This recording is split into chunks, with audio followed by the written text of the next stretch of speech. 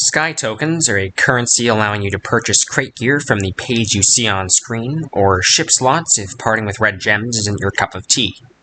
They are easily the most useful of the two in-game currencies, accounting for the influx of wing users casual players typically encounter.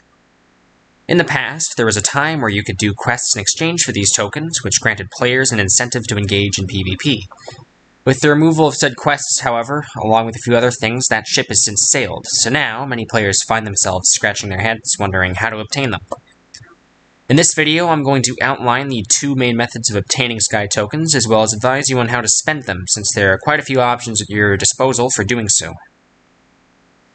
Now, the first and most obvious choice that a lot of people immediately go for is to just dip into their wallets, and with how many they offer you, it's really no surprise. Now, keep in mind, if you really are going to do this, that you should only stick to buying increments of about 1,000. Since all crates cost at least 1,000, starting out by buying the 250 Sky token option is basically just wasting your money. So I've gone over the pay-to-win method of obtaining tokens, but what a lot of people incorrectly assume is that paying for them is the only option players have. As a matter of fact, you can actually get up to 3,000 as soon as you join the game. Special codes were released on Twitter a while back that can be redeemed in the menu you see on screen, which have long since been forgotten about by many players. Even years after being created, they all still work, so if you want a free 3,000 Sky tokens to put towards whatever you want, here's a list of 5 working codes along with how much currency they give.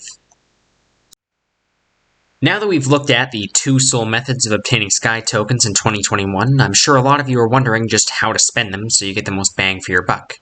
This next part is primarily going to be opinionated and heavily based on my playstyle, which may not necessarily reflect that of the general community.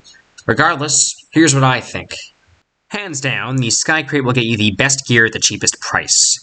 Unless you get the Valkyrie sword, there's really no going wrong with this crate. Blade of Attrition deals the most damage of any other sword in the game. Sky C4s are the best explosive in the game due to their charges and travel speed. Sky Leaf Blower is the fastest traveling mobility tool in the game, though not necessarily the best. And the Sky Sniper, while a risky gun to use, is among the best in the game if you know how to use it well. I'll probably go over how to use guns in a future video, though, because there's way more to them than simply aiming, but bottom line is that those of you getting the free 3k will probably be best off investing in this crate alone. So many of the options present have great synergies with one another, which you'll be hard-pressed to find elsewhere for the same price. I'm not editing this video after just singing praise for the Sky crate, however, since a lot of other good options exist out there. The Dark crate, for instance, contains the Gunblade, one of my personal favorite guns in the game currently. With 6 straight-firing, high-damage-dealing shots being fired at 5-second reload speed, players can be dealt with effectively while not handicapping you for an unreasonable amount of time to reload. Otherwise, much of the crate is useless. Wings, while seemingly overpowered at first glance, are easy to counter if someone knows what they're doing. I intend to make an in-depth video on why they're overrated later, but for now just keep in mind that I'm not a fan of them. With the Exasperator and Scythe being pretty mediocre, there's really no reason to invest in the Dark crate beyond just getting the Gunblade, which I think is worth it if you're willing to put in the money. But otherwise, if you're just getting the free 3k, I would simply stick to Sky crate, since that is a much safer option in comparison.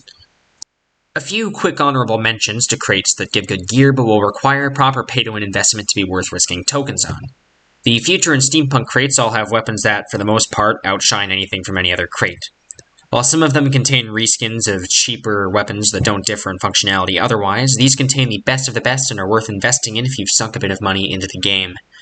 Otherwise, you free 3kers out there should probably stick to Sky crate and Dark crate if you're feeling risky, since those are easily the cheapest way of getting good gear.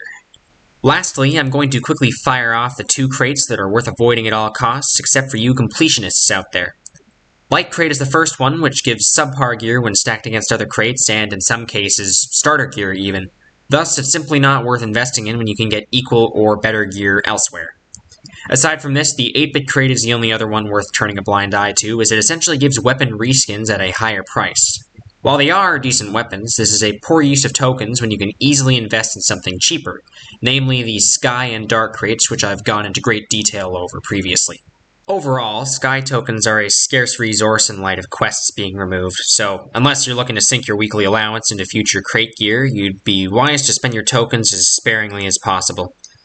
If you enjoyed my terrible mic quality and want to see more videos along these lines, consider subscribing. It would help me gauge whether or not I'm wasting my time with these, which would be appreciated since I prefer to take a hint the hard way.